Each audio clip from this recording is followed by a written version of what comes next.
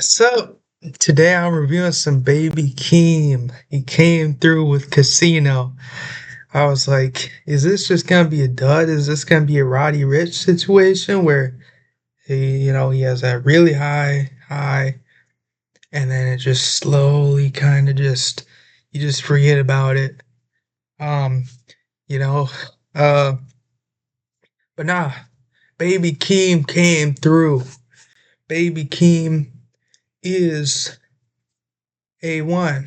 I mean, he's not on the level of some modern rappers like a Sarah Sweatshirt or maybe, you know, like Mike or something. Those are just motherfuckers I like.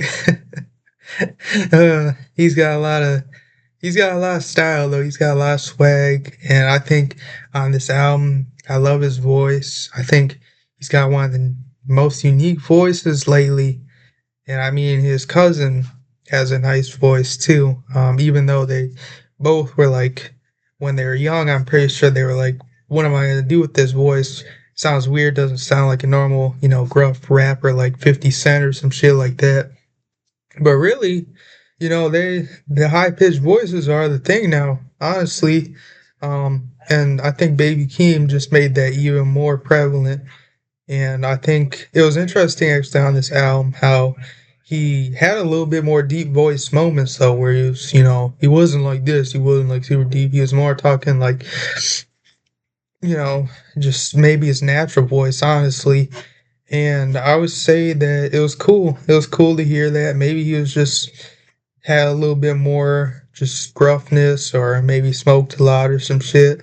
Um, but I love his voice. I think that's one of my favorite things about him. He chooses good beats. They're good. Usually a little bit of trap, a little bit of just kind of more modern mix of like pop and hip hop. Um, and I would say that he had a lot of introspective and reflective moments on this album. It wasn't like a lot about it, but he had some real moments where he's talking about his past, his poverty, his how he still loves his mom, but how, he brought up like his uncle stole shit from him to buy crack or whatever it was, and even times in homelessness and stuff. Um, so it's interesting to hear that because I think he was kind of countering people's views of him of being like a nepo baby. Because some people were saying like, oh yeah, he's not all that. Like Kendrick put him on.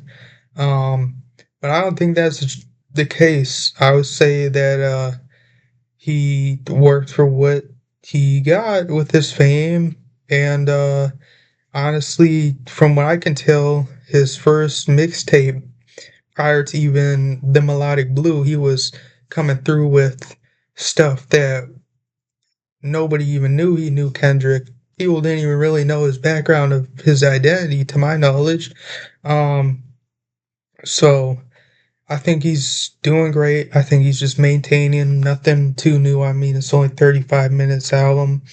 Um, and it's not, the next Illmatic, but it's gets the job done, keeps the fans like, yes, I got Baby Keem, couple songs to add.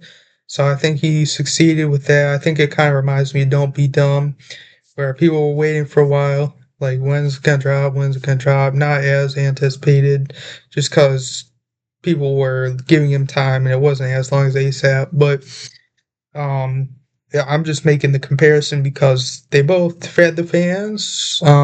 It wasn't some huge event or anything like that, but it was good stuff, and they just kept moving on, honestly, and that's good. I mean, I think they're just keeping their head down, working on music, and just working on themselves in their free time, just enjoying fucking life, which they should be doing.